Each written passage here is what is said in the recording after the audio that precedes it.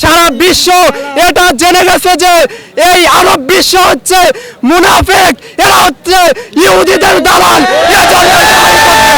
আমরা আজ 10-12টা বর্ডার অপেক্ষা করে আমরা ফিলিস্তিনে যেতে পারিনি।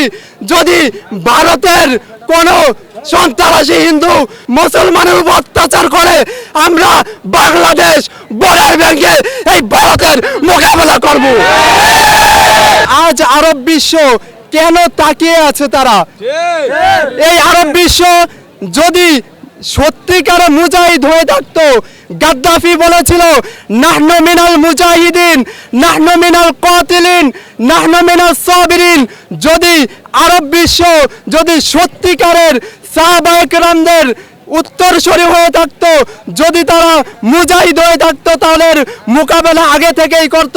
কিন্তু আমার মনে হয় সারা বিশ্ব এটা জেনে গেছে যে এই আরব বিশ্ব হচ্ছে মুনাফিক, এরা হচ্ছে ইহুদিদের দালাল। আমার মনে হয় যদি আরব বিশ্বের নিকটবর্তী বাংলাদেশ থাকতো, তাহলে আজ পর্যন্ত বর্ডার ভেঙেও আমাদের গাজাবাসীকে আমরা উদ্ধার করতাম। কিন্তু এটা এ বিষয় মানুষ জানে না যে আজ প্যালেস্টাইন যেখানে জেরুজালেমের পাশ হয়েছে, ওই আমাদের ফিলিস্তিনি এক পার্শ্বের ভাই, তারাও এটার মোকাবেলা করছে না। সুতরাং আমি বলে দিতে চাই যে আরব বিশ্ব এর প্রতিবাদ করছে না। আমরা প্রতিবাদ করার জন্য লাখ লাখ লোক উপস্থিত হয়েছি, ঠিক না ভাই বেটি?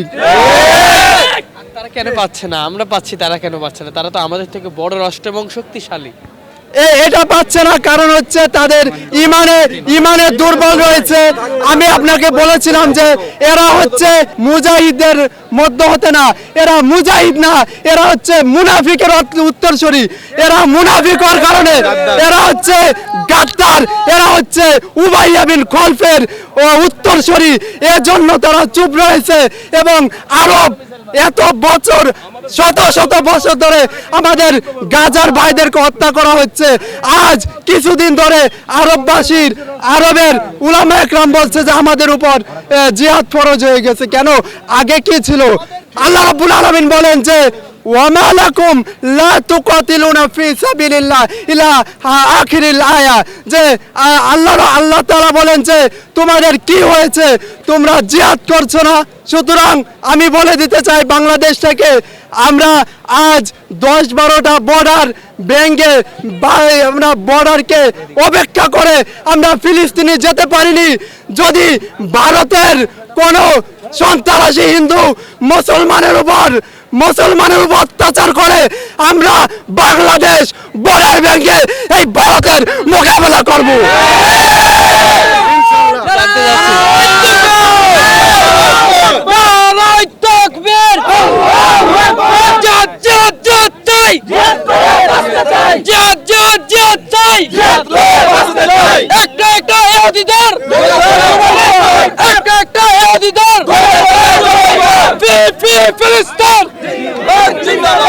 আপনারা জানেন যে আমরা সারা বিশ্বের আমাদের ইসলামের মূল কেন্দ্র হচ্ছে মক্কা মুকাররমা এবং মদিনা শরীফ। এখানে আমরা হজ করতে যাই। এখানে বিষয়টা হচ্ছে আপনি বলছেন যে তারা চুপ রয়েছে, আমরা কেন হজ করতে যাব? কিন্তু এটা নয়। এখন কাবা শরীফে তো আমাদের ইসলামটা ওইখান থেকে এসেছে। আমাদের এখানে প্রথম থেকে ইসলাম আসেনি। আমরা হজ করি, আমাদের ফরজ হচ্ছে হজ করা।